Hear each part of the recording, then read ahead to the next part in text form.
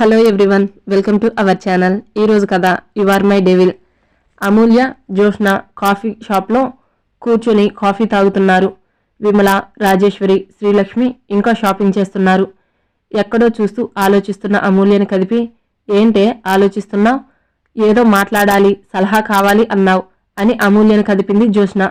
దాంతో తేరుకొని first night గదిలో జరిగింది చెప్పి, ఇలా అయితే క్రిష్ నా గుప్పెట్లోకి ఎలా వస్తాడు అంది. అదేంటే అంత అందంగా రెడీ అయినా చలించకుండా ఉన్నాడా? ఒకవేళ క్రిష్లో మ్యాటర్ లేదంటావా అని అనుమానంగా అడిగింది. ఏమో, నిన్న జరిగింది చూస్తే నాకు అలానే అనిపిస్తుంది. క్రిష్కి బదులుగా విక్రమ్ను ట్రాప్ చేసి ఉంటే బాగుండు అనిపిస్తుంది. ఆ అభినయ లక్కీ ఛాన్స్ కొట్టేసింది. విక్రమ్ని హ్యాండిల్ చేయలేవు, కానీ నేనొక ప్లాన్ వేశాను, ఇప్పుడు నువ్వు కళ్ళు తిరిగి పడిపో అంటుంది. ఎందుకు కళ్ళు తిరిగి పడిపోవాలి అంది అమాయకంగా. అబ్బా, చెప్పింది చేయవే అని విసుక్కుంది. సరే అని కళ్ళు తిరిగి పడిపోయింది అమూల్య. అమూల్యని పట్టుకొని ఆంటీ ఆంటీ అని గట్టిగా పిలవగానే వాళ్ళకి దగ్గరలో ఉన్న విమల, రాజేశ్వరి, శ్రీలక్ష్మి పరిగెత్తుకుంటూ వచ్చారు. స్పృహలో లేకుండా ఉన్న కూతుర్ని చూసి, అయ్యో ఏమైంది నా కూతురికి అని కంగారు పడిపోతూ ఏడుస్తుంటే, వదినా మీరు టెన్షన్ పడకండి, తనని హాస్పిటల్కి తీసుకువెళ్దాం అని కారులో హాస్పిటల్కి స్టార్ట్ అయ్యారు అమూల్యని తీసుకొని. అమూల్య గురించి ఆలోచిస్తూ ఆఫీస్కి స్టార్ట్ అయ్యాడు క్రిష్. అప్పుడే అమూల్యతో తలనొప్పి మొదలైపోయింది అతనికి. షాపింగ్కు రాను అన్నందుకు ఏడ్చి విసిగించింది. ఆఖరికి బతిమలాడి లిమిట్ కార్డు చేతిలో పెడితే కానీ ఆపలేదు. అనవసరంగా అమూల్యని తన లైఫ్లోకి రానిచ్చానా అని తల రుద్దుకుంటూ డ్రైవ్ చేస్తూ ఎదురుగా వస్తున్న స్కూటీని చూడకుండా డాష్ ఇచ్చాడు. ఎవరినో గుద్దేశాను అని రియలైజ్ అయ్యి కంగారుగా కారు దిగి వచ్చి చూసేసరికి రాధిక కింద కూర్చొని మోచేతికి తగిలిన దెబ్బ చూసుకుంటుంది. ఆమెను చూడగానే క్రిష్ పెదవుల్లో నవ్వు విరిసింది. తలెత్తి చూసిన రాధిక నవ్వుతూ కనిపించిన క్రిష్ను చూడగానే కోపం పెరిగిపోయింది.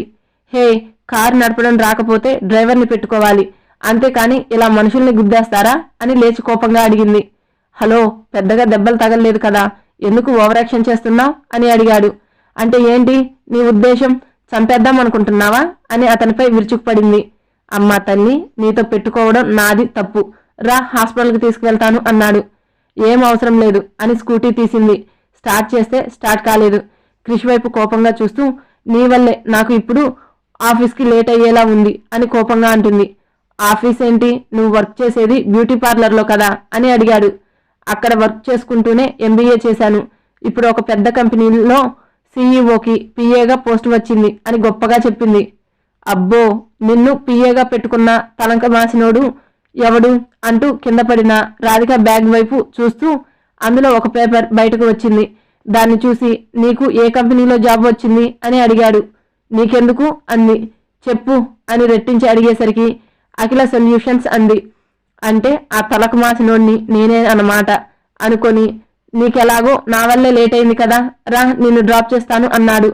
రాధికకి కూడా క్రిష్తో వెళ్ళడమే బెటర్ అనిపించి, ఫస్ట్ డేనే ఆఫీస్కి లేట్గా వెళ్తే ఏం బాగుంటుంది అనుకొని ఓకే చెప్పి కింద పడిన తన బ్యాగ్ తీసుకుంటే, క్రిష్ ఆమె స్కూటీ పక్కన ఉన్న షాప్ దగ్గర పార్క్ చేసి, నా డ్రైవర్కి చెప్పి ఈవినింగ్లోగా స్కూటీ బాగు చేయించి నీకు అప్పగిస్తాను అన్నాడు. అలాగే అని తల ఊపింది. క్రిష్ కార్లో డ్రైవింగ్ సీట్లో కూర్చోగానే రాధిక క్రిష్ పక్కన కూర్చుంది. సీట్ బెల్ట్ పెట్టుకుంటున్న ఆమెను చూశాడు. అది రాక అవస్థ పడుతుంటే ఆమె మీదకి ఒరిగి సీట్ బెల్ట్ లాగి పెట్టాడు. క్రిష్ ఊపిరి ఆమె మెడ దగ్గర వెచ్చగా తగులుతుంటే సీట్కి అతుక్కుపోయి ఊపిరి బిగబట్టేసింది. సీట్ బెల్ట్ పెట్టి ఆమె వైపు చూశాడు. ఇద్దరు ఒకరి కళ్ళలోకి ఒకరు చూసుకుంటున్నారు. విశాలమైన నుదుటిపై పట్టిన చెమట బిందువులు జారి మెడ వరకు ప్రయాణించి కిందకు వెళ్తుంటే క్రిష్ కళ్ళు ఆ చెమట బిందువును ఫాలో చేస్తూ శంఖం లాంటి మెడ దగ్గర ఆగిపోయాయి. గుటకలు వేస్తున్న ఆమె మెడను ట్రాన్స్లో చూస్తూ ముద్దాడాలని ముందుకు వస్తుంటే క్రిష్ ఫోన్ రింగ్ అయింది. టక్కున దూరం జరిగి సీట్లో కూర్చున్నాడు. ఇద్దరు వారి మధ్య జరగబోయేది గుర్తు తెచ్చుకొని ఎంబారిజంగా ఫీల్ అయ్యారు. క్రిష్కి పెళ్ళయింది అని తెలుసు రాధికకి. అతని విషయంలో గతి తప్పిన తన మనసును తిట్టుకొని సర్దుకొని కూర్చుంది. క్రిష్ కూడా ఇప్పుడు చేయబోయే పనికి తనని తాను తిట్టుకొని మళ్ళీ ఫోన్ రింగ్ అవుతుంటే తీసి చూశాడు. విమల కాల్ చేస్తుంటే లిఫ్ట్ చేసి, చెప్పమ్మా అన్నాడు. అటు నుండి విమల చెప్పింది విని తన చేతిలో ఉన్న ఫోన్ వదిలేశాడు. ఫోన్ కింద పడిన సౌండ్కి రాధిక అతని వైపు చూసింది. ఏమైంది అని అడిగింది. ఫోన్ తీసి అతనికి ఇస్తూ, ఏం లేదు అని ఆమె చేతిలో ఫోన్ తీసుకొని నేను మళ్ళీ చేస్తాను అని కట్ చేసి కార్ స్టార్ట్ చేశాడు. సీరియస్ గా డ్రైవ్ చేస్తున్న కృష్ణు కదపకుండా సైలెంట్ అయ్యింది రాధిక. ఇప్పటి వరకు ఉన్న ప్రశాంతత అతని మొహంలో లేదు. ఫేస్ డల్ అయిపోవడంతో ఏమైంది అనుకుంది. మళ్ళీ అంతలోనే నాకెందుకు అనుకుని బయటకు చూస్తూ కూర్చుంది. క్రిష్ దృష్టి డ్రైవింగ్ పై ఉన్న మనసు విమల చెప్పిన విషయం దగ్గరే ఉంది. విమల కాల్ లిఫ్ట్ చేసిన అతనికి విమల హ్యాపీగా ఫీల్ అవుతూ అమూల్య ప్రెగ్నెంట్ అని చెప్పగానే అతను షాక్ అయ్యాడు. 1 month బ్యాక్ తమ ఇంటిమేట్ గుర్తుగా ఆమె కడుపులో పిండం ప్రాణం పోసుకుంటుంది అని అర్థమైంది. ఆఫీస్ రాగానే కార్ ఆపాడు. నేను చెప్పకుండా ఆఫీస్ అడ్రస్ ఎలా తెలిసింది అని అడిగింది కృష్ణి. ఎందుకంటే నువ్వు వర్క్ చేసేది నా కంపెనీలోనే కాబట్టి నీ బాస్ నేనే అని కార్ దిగి వెళ్ళిపోయాడు. క్రిష్ మాటలకి రాధిక షాక్ అయింది. ఒక్కసారిగా కృష్ణి అన్న మాటలు గుర్తు తెచ్చుకుంది. దేవుడా, నీకెందుకే నోటి దురద? ఇప్పుడు ఈ జాబ్ నీకు చాలా ఇంపార్టెంట్. వెళ్ళి సారీ చెప్పి బ్రతిమలాడాలి. ఆ కార్ దిగి లోపలికి వెళ్ళింది. మేనేజర్ని కలిసి తనకి వచ్చిన లెటర్ ఇచ్చింది. అది తీసుకొని అతను క్రిష్ క్యాబిన్ కి తీసుకువెళ్లాడు రాధికాని. పర్మిషన్ తీసుకుని రాధిక గురించి చెప్పి వెళ్ళిపోయాడు. రాధిక క్రిష్ మధ్య నిశ్శబ్దం. అతని సైలెన్స్ వేరేలా అర్థం చేసుకున్న రాధిక, సారీ సార్, మిమ్మల్ని తిట్టినందుకు. నా ఫ్రెండ్ కు జరుగుతున్న దాని గురించి తట్టుకోలేక మీపై అరిచేశాను అంటుంది. మిస్ రాధిక, ఇప్పుడు ఆ విషయాల్ని వదిలేయండి. నేను వాటి గురించి మర్చిపోయాను. మీ జాబ్ గురించి మీరు దిగులు పడకండి. పర్సనల్ లైఫ్, ప్రొఫెషనల్ లైఫ్ కలిపి చూసే క్యారెక్టర్ కాదు నాది. వెళ్ళి మీ వర్క్ చూసుకోండి. అలాగే మీ క్యాబిన్లో ఇక్కడే అని రూమ్లో ఒక మూలకి ఉన్న టేబుల్ చూపించాడు. అతను ఎందుకో మూడ్ ఆఫ్ లో ఉన్నాడని అర్థం చేసుకుని సైలెంట్ గా క్రిష్ చూపించిన ప్లేస్ కి వెళ్ళి కూర్చొని ఇంతకు ముందు క్రిష్ షెడ్యూల్ చూసింది. దాన్ని బట్టి తన షెడ్యూల్ ఎలా ప్రిపేర్ చేయాలా అని. క్రిష్ రాధిక వైపు ఒకసారి చూస్తే సీట్ వెనక్కి వాలి కళ్ళు మూసుకున్నాడు. అమూల్య తల్లి అని తెలిసి తనకి ఎందుకు హ్యాపీగా లేదు? ఆమె కడుపులో పెరుగుతుంది, తన బిడ్డే కదా అని ఆలోచిస్తున్నాడు. ఏంటి జోష్న నువ్వు చేసింది? నేను ప్రెగ్నెంట్ కాదు కదా. ప్రెగ్నెంట్ అని డాక్టర్ చేత ఎందుకు అబద్ధం చెప్పించావు అని అడిగింది అమూల్య. ఇప్పుడు నువ్వు ప్రెగ్నెంట్ కాబట్టి అందరూ నిన్ను నెత్తిన పెట్టుకొని చూసుకుంటారు. అందువల్ల నువ్వు అనుకున్నది చేయొచ్చు అంటుంది జోష్న. ఒకవేళ నేను ప్రెగ్నెంట్ కాదని తెలిస్తే అంది భయంగా. ఎందుకు భయపడుతున్నావు? ఈలోపు కృష్ణ నీ ఒంటి మీద చెయ్యి వేసేలా ఎలానో చెయ్యి. నీది రోజుల ప్రెగ్నెన్సీ కదా. క్రిష్తో కలిసి నిజమైన ప్రెగ్నెన్సీ తెచ్చుకో. సింపుల్ అంటుంది. నువ్వు సింపుల్ గా చెప్పినంత ఈజీ కాదు అంటూ కోపంగా చూసింది. అమూల్య, మీ అత్తగారు మీకోసం చేస్తున్న హడావిడి చూడు. నువ్వు ఆవిడకి వారసుడిని ఇస్తున్నావని హ్యాపీగా ఉంది. ఇలాంటి టైంలో నువ్వు యూజ్ చేసుకోవాలి. ఈ టైంలో నువ్వు ఏం చెప్పినా క్రిష్ కాదండు. ఆలోచించుకో, నేను వెళ్తున్నాను అని వెళ్ళిపోయింది. వెళ్ళిన తర్వాత అమూల్య ఆలోచించి ఇదే కరెక్ట్ అనుకుంది. విమల అమూల్యని తీసుకుని ఇంటికి వెళ్ళిపోయింది. విమల అమూల్యని ఇప్పటి నుండే కాలు కింద పెట్టకుండా చూసుకోవడం చూసి శ్రీలక్ష్మి పొంగిపోయింది. ఆనందంతోనే తన ఇంటికి వెళ్ళిపోయింది. ఇంటికి వెళ్ళిన శ్రీలక్ష్మి కాంతం గారితో విషయం చెప్పింది సంతోషంగా. చాలే సంతోషపడింది. ఈ విషయం బయటకు తెలిస్తే నిన్న కార్యం జరిగి ఈరోజు కడుపు వచ్చిందా అని అడుగుతారు అంది వెటకారంగా. అదేంటి అత్తయ్య, అమూల్య గురించి అలా అంటారు? ఆ క్రిష్ పెళ్లికి ముందే తొందరపడటం వల్ల అమూల్యకి కడుపు వచ్చింది అని కోపంగా అంటుంది శ్రీలక్ష్మి. ఈ విషయం మనకు తెలుసు, బయట తెలియదు కదా. నువ్వు నీ గొప్ప కోసం చెప్పి ఉన్న పరువు తీయకు అని అంది ఆవిడ. నా కూతురు సుఖంగా ఉంటుందని అసూయపడుతుంది ఇది అని కాంతంను తిట్టుకొని అమూల్యనే ఆ ఇంటి వారసుని ఇస్తుంది. ముందుగా త్వరలోనే ఆ ఇంటి పెత్తనం అమూల్య చేతికి వస్తుంది అని పగటి కళ్ళ ఖండం స్టార్ట్ చేసింది శ్రీలక్ష్మి. విమల అమూల్యని ఇంటికి తీసుకువచ్చిన విషయం అన్నపూర్ణ గారికి చెప్పి త్వరలోనే నాకు మనవడు రాబోతున్నాడు అని సంతోషపడుతూ చెప్పింది. ఆవిడ ఏం మాట్లాడలేదు. విమల సంతోషం దేనికో ఆవిడికి తెలుసు. సరే, అమ్మాయిని జాగ్రత్తగా చూసుకో అని అమూల్యకి కూడా జాగ్రత్తలు చెప్పి ఆవిడ రూమ్కి వెళ్ళిపోయారు. విక్రమ్కి కూడా ఒక వారసుడు పుడితే బాగుండు అనుకుంటుంది ఆవిడ. కానీ అది ఆవిడ బ్రతికి ఉండగా జరుగుతుందా అని నిట్టూర్చింది. ఈవినింగ్ ఆఫీస్ నుండి విక్రమ్ ఇంటికి వచ్చేసరికి హాల్లో హడావిడిగా ఉంది. ముఖ్యంగా విమల ఎక్కువ హడావిడి చేస్తుంది. ఇప్పుడే కన్ఫర్మ్ అయింది. రిసెప్షన్ అయిన తర్వాత హాస్పిటల్కి తీసుకువెళ్ళి స్కానింగ్ చేయించాలి. పెళ్లికి ముందే ప్రెగ్నెన్సీ అని ఎవరికీ తెలియకూడదు. ఇప్పటికే క్రిష్ ఆ విషయంలో ఫీల్ అవుతున్నాడు. ఎంతైనా నా కొడుకుకి నా కోడలు అంటే చాలా ప్రేమ కదా అంది విక్రమ్ వైపు ఓరగా చూస్తూ. విమల మాటల్లో అమూల్య ప్రెగ్నెంట్ అని తెలిసి అభినయ చాలా సంతోషించింది. అమూల్య దగ్గరికి వెళ్ళాలి అనుకుంది. కానీ విక్రమ్ తనని సీరియస్గా చూడడంతో అతని చూపులకు భయపడి సైలెంట్గా తన రూమ్కి వెళ్ళిపోయింది. విమల మాటల్లో అమూల్య ప్రెగ్నెంట్ అని తెలిసి అమూల్య వైపు చూసి సైడ్ స్మైల్ చేస్తూ తన రూమ్కి వెళ్ళిపోయాడు విక్రమ్. అమూల్యకి విక్రమ్ సైడ్ స్మైల్ డేంజరస్గా అనిపించింది. పట్టిన చెమటలు తుడుచుకుంటూ వెళ్తున్న విక్రమ్ వైపు భయంగా చూసింది. విక్రమ్ చూపు దేనికో సంకేతంగా ఉంది. కొంప తీసి నా గురించి బయట పెట్టాడు కదా, లేదు, అలా జరగడానికి వీల్లేదు. ఏదో ఒకటి చేయాలి. ముఖ్యంగా నేను క్రిష్తో ఇంటిమేట్ అవ్వాలి. అసలైన ప్రెగ్నెన్సీ వస్తే నన్ను ఎవరు ఏం చేయలేరు అని జ్యోత్స్నకి డ్రగ్ కావాలి అని మెసేజ్ చేసింది. ఓకే, రేపు తెప్పిస్తాను అని ఆమె నుండి రిప్లై రావడంతో కొంచెం రిలాక్స్ అయింది. కానీ ఆమె మనసులో భయం పోలేదు. 2 రోజుల్లో రిసెప్షన్ పెట్టారు. 2 రోజులు ఈజీగా గడిచిపోయాయి. విమల అమూల్యని కాలు కింద పెట్టకుండా చూసుకునేది. అభినయ కూడా విక్రమ్కి తెలియకుండా చెల్లికి తినడానికి చేసి పెట్టేది. జ్యూస్లు తనే దగ్గరుండి రెడీ చేసి అమూల్యకి ఇచ్చేది. రిసెప్షన్ ఈవినింగ్ అయితే ఆ రోజు ఉదయమే అభినయకి కాల్ చేసి పిలిపించింది శ్రీలక్ష్మి. ఆఫ్టర్నూన్ లీవ్ తీసుకొని శ్రీలక్ష్మి దగ్గరికి స్టార్ట్ అయింది. డేవిడ్ అభినయను వాళ్ళ ఇంటికి వెళ్ళడం విక్రమ్కి మెసేజ్ చేశాడు. ఇప్పుడు అక్కడికి ఎందుకు వెళ్ళింది అని ఆలోచించగా నిన్న డేట్ ఫస్ట్ కాబట్టి శాలరీ ఇవ్వడానికి వెళ్ళింది అని అర్థమై దీర్ఘంగా నిట్టూర్చి అభినయను జాగ్రత్తగా వాచ్ చేయమని డేవిడ్కి మెసేజ్ చేసి తన వర్క్లో పడిపోయాడు. అభినయ ఆటోలో శ్రీలక్ష్మి దగ్గరికి వెళ్ళింది. కొత్త కళతో మెరిసిపోతున్న మనవరాల్ని చూసి కాంతం గారు చాలా ఆనందించారు. ఆవిడని చూసి చాలా రోజులవ్వడంతో ఆవిడతో మాటల్లో పడింది అభినయ. అమూల్య చెప్పింది అభినయ మెడలో ఉన్న బ్లాక్ బీడ్స్ ఖరీదు అయినవే అని. దాంతో అసూయతో రగిలిపోయి ఎలాగైనా అభినయను విక్రమ్ను విడగొట్టాలి అనుకుంది. అందుకు ఇప్పటి నుండే ప్రయత్నాలు మొదలు పెట్టాలి అనుకుంది. అత్తయ్య గారు అభినయకి ఇష్టమని సీతాఫలాలు అడిగారట కదా, రావు గారు ఎవరైనా కుర్రాడిని తీసుకువచ్చి కోసుకొని వెళ్ళమని అన్నారు. మీరు వెళ్ళి మాట్లాడతారా అంది. శ్రీలక్ష్మి అవి నేను చూసుకుంటాను, నీకెందుకు అంది. నాకెందుకు, అమూల్యకి పట్టుకెళ్తుందేమో అని. అసలే కడుపుతో ఉన్న పిల్ల కదా అది అని మూతి తిప్పుతూ అంది. నాయనమ్మ వెళ్ళి తీసుకురా, అమూల్యకి అవంటే చాలా ఇష్టం, నేను వెళ్ళేటప్పుడు తీసుకువెళ్తాను అంటుంది. సరే, నేను వెళ్ళి ఎవరినైనా తీసుకెళ్ళి కోయించి తీసుకొస్తాను అని ఆవిడ బయటకు వెళ్లారు. కాంతం గారు బయటకు వెళ్ళిన తర్వాత అభినయ తన హ్యాండ్ బ్యాగ్లో నుండి 70,000 తీసి శ్రీలక్ష్మికి ఇచ్చింది. అన్ని డబ్బులు చూసి ఎక్కడివి, నీకు శాలరీ 20,000 కదా ఇవి అని మెరిసే కళ్ళతో అడిగింది. విక్రమ్ కంపెనీలో జాయిన్ అయ్యాను అని చెప్పింది. వామ్మో, పెళ్ళాంని దగ్గర పెట్టుకున్నాడు అంటే చాలా దూరం వెళ్ళింది అని మనసులో అనుకుంది. కాంతం ఇంకా రాకపోవడంతో చూసి అభినయ ఇదిగో ఈ డబ్బులు తీసుకో అని 20,000 తీసి ఇచ్చింది. 1,000 రూపాయలు ఇవ్వడానికి తిట్టుకుంటూ ఇచ్చే శ్రీలక్ష్మి ఇప్పుడు అడగకుండా 20,000 ఇస్తుంటే షాక్ అయి చూసింది శ్రీలక్ష్మి వైపు. నీ మొగుడు నీకు రూపాయి ఇవ్వడం లేదు కదా, నీకు ఏదైనా అవసరం ఉంటుంది, తిండి వాడి ఇంట్లో పోయినా కట్టుకోవడానికి బట్టలు కొన్ని పర్సనల్ థింగ్స్ కొనుక్కోవడానికి నీకు డబ్బులు కావాలి కదా అని జాలిగా అంటుంది. ఏం మాట్లాడలేదు.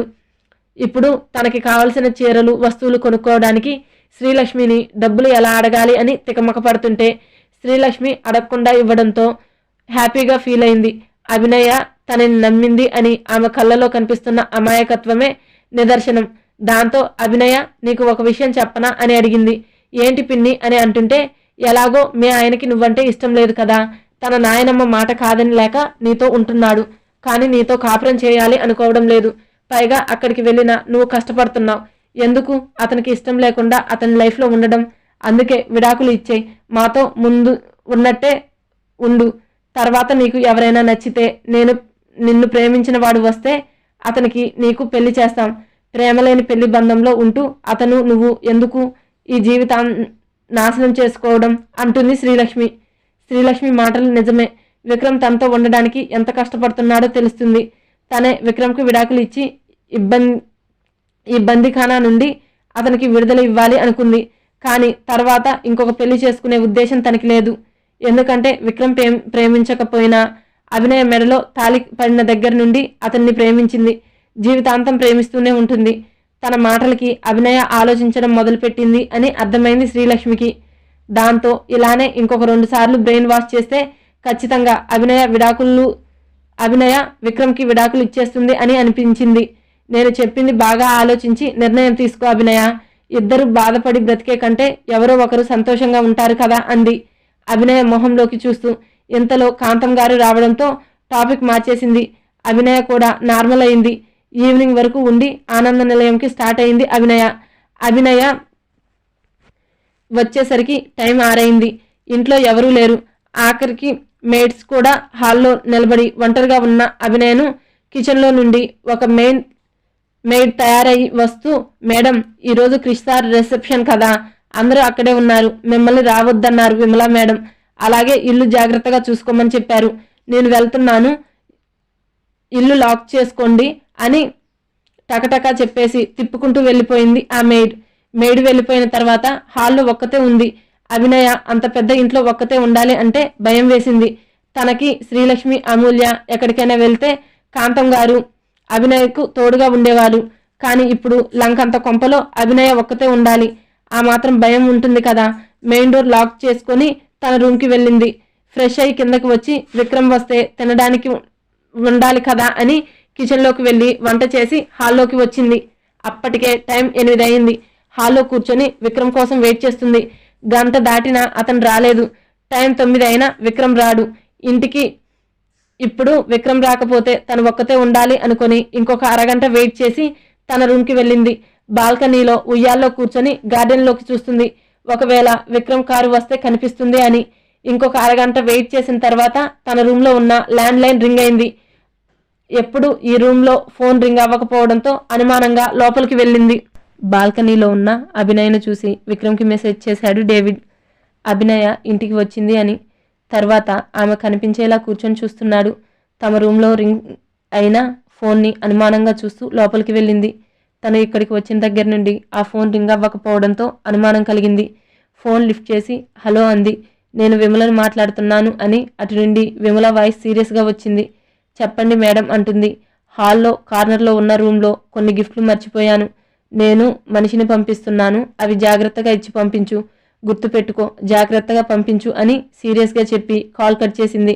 విమల కాల్ కట్ చేసిన తర్వాత కిందకి వెళ్ళింది అభినయ వచ్చేసరికి రిసెప్షన్కి ఇంట్లో అందరూ స్టార్ట్ అయ్యారు. అన్నపూర్ణ గారు రానని చెప్పిన ఎమోషనల్గా లాక్ చేసి ఆవిడను తీసుకుపోయింది విమల. అభయ్కి చెప్పిన ప్లాన్లో రిసెప్షన్ రోజు ఇంట్లో ఎవరు ఉండరు, అప్పుడు నువ్వు అభినయం దక్కించుకోవచ్చు అని చెప్పింది. అందుకే తన హెల్ప్ చేస్తాను అంటుంది. అన్నట్టుగా మెయిడ్స్ని కూడా వదలకుండా రిసెప్షన్కి తీసుకుపోయింది. రిసెప్షన్కి ఆఫీస్ స్టాఫ్ అందరికీ ఇన్విటేషన్ పంపించి తప్పకుండా రావాలి అన్నారు. రాధిక కూడా వెళ్ళింది.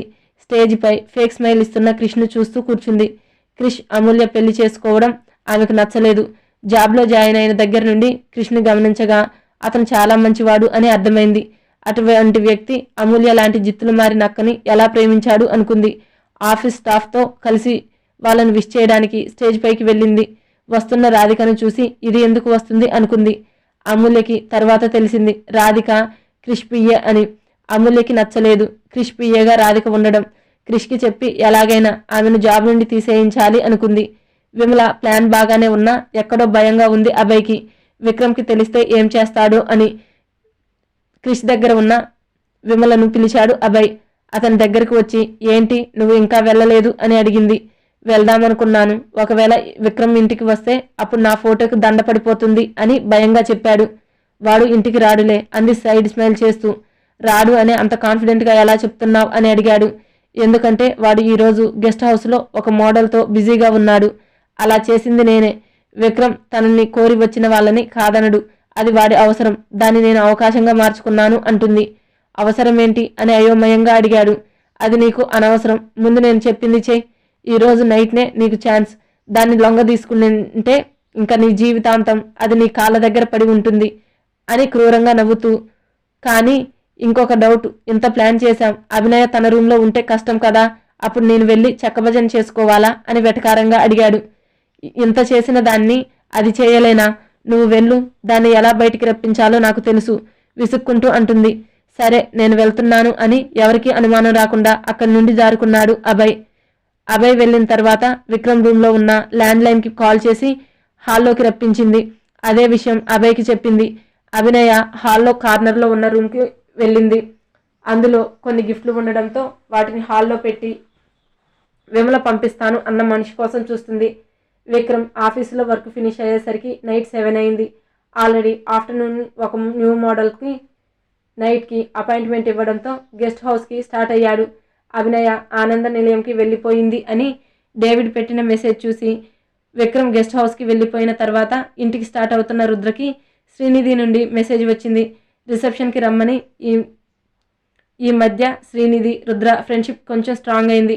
షాపింగ్కి తీసుకువెళ్ళడం, ఫోన్లో కాల్స్, వాట్సాప్లో చాటింగ్ వరకు వెళ్ళింది. ఈ విషయాలు విక్రమ్కి తెలుసు. అయినా సైలెంట్గా ఉన్నాడు. శ్రీనిధి మెసేజ్ చేయడంతో రిసెప్షన్కి స్టార్ట్ అయ్యాడు. ఆఫీస్ నుండి అభయ్ తన కారులో ఆనంద నిలయంకి స్టార్ట్ అయ్యాడు.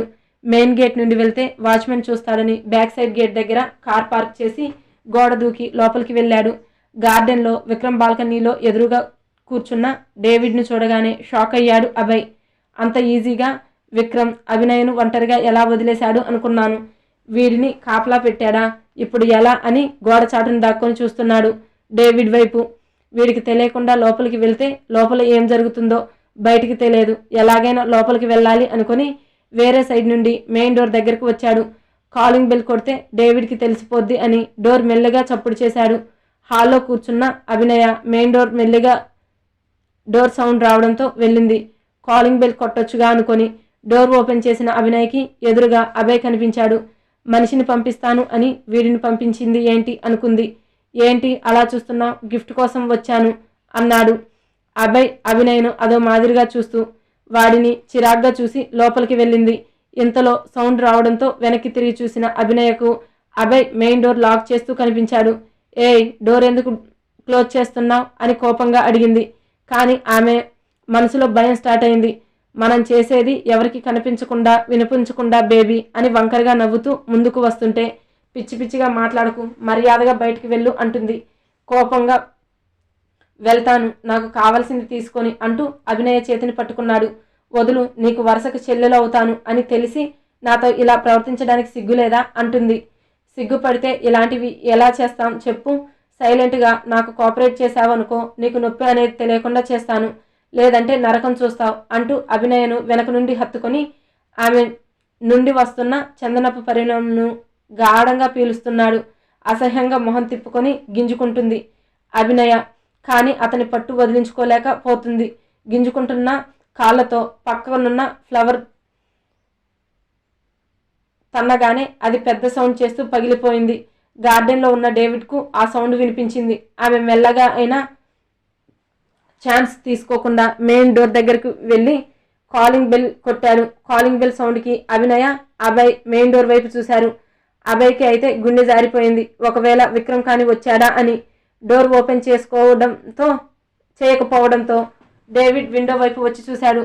పక్కన ఉన్న కిటికీకి ఉన్న గ్లాసెస్లో నుండి లోపల ఏం జరుగుతుందో అతనికి కనిపించలేదు. కానీ అభయ్కి డేవిడ్ కనిపించాడు. డేవిడ్ను చూడగానే అభినయ ప్రాణం లేచి వచ్చింది.